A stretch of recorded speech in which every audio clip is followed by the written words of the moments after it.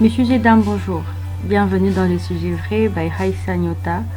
Aujourd'hui, j'ai l'honneur et le plaisir de vous partager cet épisode dans lequel nous parlerons de ce que nous espérons que 2025 nous donnera et surtout de ce que nous espérons que 2025 essaiera d'effacer par nos habitudes, par notre manière d'interagir les uns envers les autres.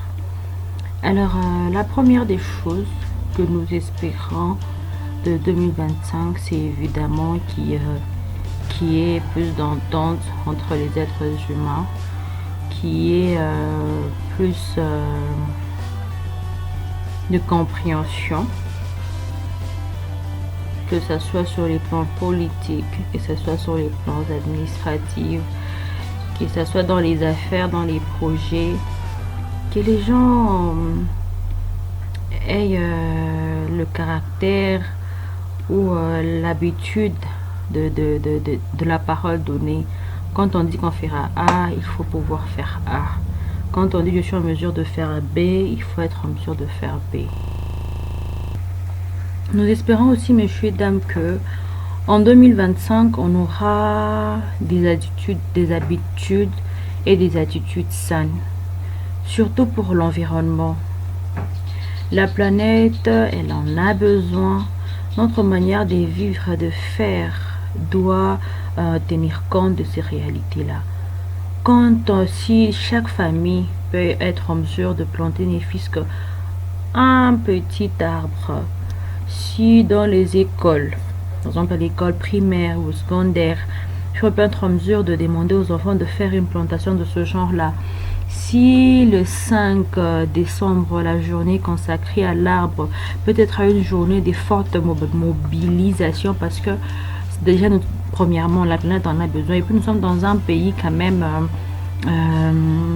qui est, entre autres, l'un des poumons du monde. Si on peut continuer à entretenir ça, c'est déjà une très bonne richesse. Dans 10, 20 ans, 40 ans, les autres nous remercieront d'avoir maintenu cette faune et cette flore dans notre région.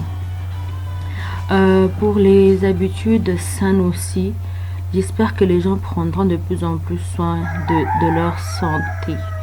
Nous sommes dans un pays, encore une fois de plus, qui est peuplé, mais c'est pas surpeuplé. Ça veut dire on a encore beaucoup d'espace vert. Il y a encore possibilité de faire de la bonne culture. Il y a encore possibilité de manger sainement. Il y a possibilité de faire en sorte d'avoir des pratiques de nourriture, de mettre à table une nourriture qui ne soit pas très transformée. Ça aiderait beaucoup, mais alors beaucoup de monde.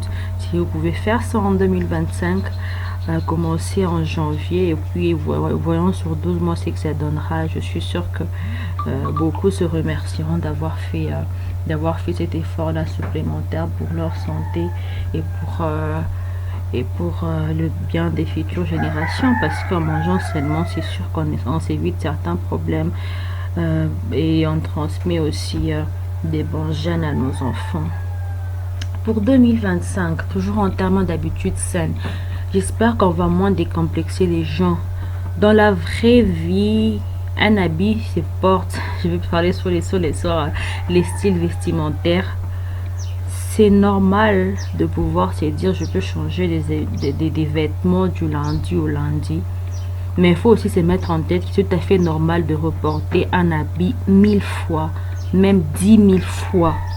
C'est pour ça que quand on le vend, on vous dit que vous pouvez le laver à la machine ou encore vous pouvez le laver à la main autant de fois que possible. À moins que ces vêtements-là ne soient usés, à moins que ces vêtements-là soient vraiment dans un état irrécupérable, c'est normal que vous puissiez vous en chercher un autre et tout ça. Mais juste par souci pour des besoins vaniteuses. Donc parce qu'il faut avoir la dernière paire à la mode, le dernier pantalon à la mode, la dernière chemise de XY mode. Alors on se permet dans ces cas-là d'avoir des tonnes et des tonnes d'habits sans jamais les porter. C'est pas une fierté de dire que j'ai 70 paires de chaussures et j'en ai porté qu'une de Je sais pas, on a 365, 365 jours dans l'année. Si vous avez 365, si vous avez 365 paires de chaussures, ça veut dire qu'en 3 ans, vous portez une paire 3 fois. C'est bien, vous êtes quelqu'un qui vous êtes chanceux, vous êtes béni par la vie. Mais après, c'est des choses vaniteuses. C'est des besoins tellement secondaires qu'il faudrait pouvoir ne pas les mettre en priorité. Il faut choisir des vêtements, des chaussures de bonne qualité. C'est tout à fait normal de dépenser 1000 $ dans un vêtement. C'est tout à fait normal de dépenser 200 $ dans une chaussure. Et quand on dépense autant, c'est parce qu'on espère que cet habit-là va mettre longtemps à nous servir. Il va mettre longtemps avant de s'user. Donc j'espère que 2025 on fera revenir à la mode les faits que porter, être vu avec, surtout dans l'ère de réseaux sociaux, dans l'ère où tout le monde regarde tout le monde. Il faudrait pouvoir s'en foutre et se dire bon, anyway, j'ai mis ma chemise 1 million de fois par jour. Si la personne en face, si les autres en face ne comprennent pas, au moins moi ma démarche elle est comme elle est. Et puis de toutes les façons, de toutes les manières, on ne vit pas pour les gens. On vit pour être heureux et se suffire à nous-mêmes et tout ça. Et j'espère très sincèrement que monsieur et dames, vous essayerez d'appliquer cela, s'habiller très bien, s'habiller confortablement, mais pas pour des besoins vaniteux et pour répondre à des besoins mondains, pour répondre à des besoins de la mode. Surtout connaissant mon pays, surtout connaissant ma région. C'est que j'espère aussi très sincèrement pour 2025, et je pense que j'en ferai aussi un sujet frais très prochainement. C'est sur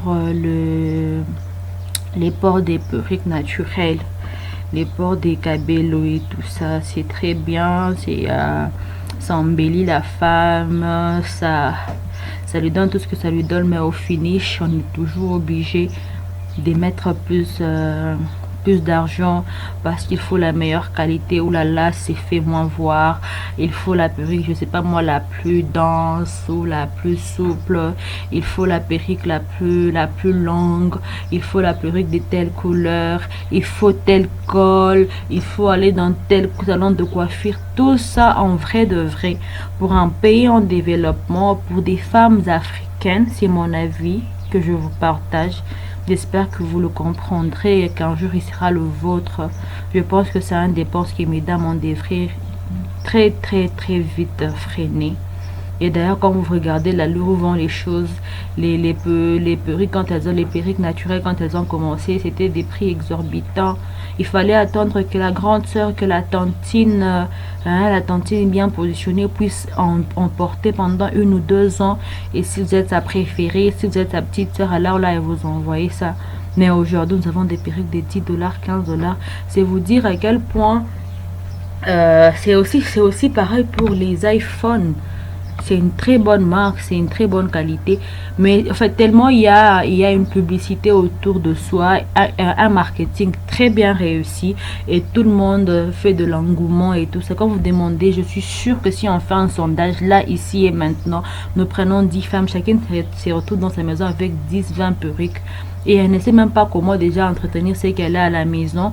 Et si elle les entretient, mais elle a toujours le cœur qui bat à vouloir chercher la nouvelle marque, la nouvelle ceci, la nouvelle cela. En tout cas, c'est bien pour ça que j'ai fait cet épisode de sujet vrai avec mes cheveux ouverts, parce que franchement, je suis en train de changer des caps et d'aller vraiment sur un look plus naturel, moins coûteux. C'est ce que je veux dire, moins coûteux, parce que de toutes les façons, c'est vrai, c'est bien beau de se couvrir, d'être plus belle occasionnellement, ça va, mais si on doit l'adopter pour les quotidiens, je trouve ça un peu lourd. Et comme je suivais aussi une dame qui disait, ma chérie, la perruque que tu as payée à 1000 $, dans 3 ans elle vaudra 300 $, vous voyez. Et quand tu payes un terrain et tout ça, dans 3 ans, ce terrain de 1000 $, je suis sûre qu'il ira dans les 1500, 1300 $ et tout ça. Donc, essayons de réfléchir un peu stratégiquement. les femmes, les personnes, les coiffeurs, les coiffeuses, toutes ces personnes qui embellissent les femmes, essayons un peu de commencer à créer un mood, une mode plus naturelle pour les femmes africaines. Je parle des femmes africaines parce que ce sont nos réalités africaines dont je me suis en train de mettre en avant. Que les dames trouvent chaussures à leurs pieds avec des modèles plus adaptés, avec nos cheveux naturels, nos cheveux crépus, nos cheveux bien comme il faut là. Essayer de nous trouver des designs, des modèles, la femme, de toute façon, la femme, on dépensera toujours sur elle, mais essayons un peu de réduire drastiquement les portes de ces perruques parce que au-delà de tout ça, il y a quand même aussi l'aspect de la santé, l'effet de se couvrir une tonne de cheveux chaque jour avec les soleils que nous avons. Je suis sûre que dans 5 ans, dans 10 ans, le réchauffement climatique, le climat ne sera pas le même. On aura à supporter des températures beaucoup plus élevées que ceux que nous avons aujourd'hui. Est-ce que, mesdames, vous serez toujours en mesure de porter vos perruques? Déjà, on a toute tendance à, quand tu rentres à la maison, tu enlèves tout de suite ta perruque parce que ça surchauffe. Parce que c'est trop pour notre tête, c'est trop pour notre... c'est trop pour notre tête et tout ça. Donc essayons, mesdames, s'il vous plaît, de faire partir cette culture des perruques. Voilà. Qu'est-ce que je voudrais dire encore? Puisque nous sommes dans un pays en développement, messieurs, dames, essayez, chères autorités, c'est à vous que je m'adresse, frondez l'enseignement plus pratique. Sortons les apprenants de ces enseignements traditionnels où vous nous apprenez encore l'algèbre physique en théorie. Allons un peu sur de la pratique. Allons un peu sur du réel. Qu'est-ce que ça fait c'est quoi un moteur? Vous montrez à l'enfant concrètement c'est quoi le moteur, qu'est-ce qu'il y a à l'intérieur. C'est vrai qu'il y a des écoles techniques et même ces écoles techniques là ne sont pas encore suffisamment outillées. Faites un effort ou aider les futures générations, aider les apprenants et même les entrepreneurs. Nous sommes dans un pays en développement, il y a beaucoup d'entrepreneurs qui naissent jour et nuit. Si les entrepreneurs peuvent prendre sur leurs ailes, par exemple les élèves des terminales, leur montrer c'est quoi les métiers pendant, je sais pas moi, une semaine, un mois, c'est toujours mieux que rien. Quand quelqu'un fait de la pratique pendant 6 ans, je suis sûre que quand il sortira de ces écoles-là humanitaires, sera en mesure aussi de soi-même de se mettre dans la peau d'entrepreneur avec tout ce qu'il aura appris et tout ça. Ne mettons pas de la pratique sur la mécanique, mettons de la pratique dans les civismes, mettons de la pratique dans la géologie, dans le tourisme et tout ça. Mettons tout ça en avant. Changeons d'approche. Regardez, prenons exemple sur la Chine. Si des enfants de 9-8 ans en Chine sont en mesure de fabriquer tout ce qu'ils peuvent fabriquer, tout ce qu'ils arrivent à faire comme prouesse là-bas, pourquoi nous on ne peut pas, pourquoi nous on ne serait pas en mesure de le faire? S'il vous plaît, chère autorité, pensez à la génération de demain et outillez-le. Et ceux qui sont aussi en mesure d'outiller leurs enfants, chers parents, ne laissons pas nos enfants devant les télés, ne laissons pas nos enfants devant les jeux vidéo. Mettez l'enfant sur un écran pour lui apprendre un métier. Mettez l'enfant sur un écran pour lui ouvrir l'esprit. Faites voyager vos enfants, pas forcément à l'extérieur du pays, mais même dans une autre province, dans une autre ville, pour qu'ils apprennent ce qu'il y a. Le monde a toujours un truc à nous offrir. Où nous vivons, il y a toujours un besoin et il faut toujours pouvoir y répondre. Alors, il faut outiller ces enfants dès les plus bas âges pour que ces enfants arrivent à faire ce qu'il faut et comme il faut pour que, justement, le pays, eux-mêmes, soit des adultes indépendants, forts, qui savent ce qu'ils font. Ne laissons pas nos jeunes frères, nos enfants faire la même erreur que nous avons faite, nous, en grandissant. On se retrouve à 25-30 ans aujourd'hui, maintenant en train d'apprendre la pratique. il faut commencer le plus tôt possible. Et j'espère sincèrement que 2025 va nous ouvrir l'œil et les bons pour que nous puissions donner la chance, pour que nous puissions donner toutes ces armes-là en main à nos enfants. Messieurs et dames, c'est très très important. Et j'espère aussi que 2025 va nous surprendre de tellement de manières. J'ai pas tous les paramètres avec moi ici. Tout ce que j'ai dit n'est pas parole d'évangile, mais j'espère et je croise les doigts que 2025 va nous apporter au-delà, mais au-delà de nos imaginations.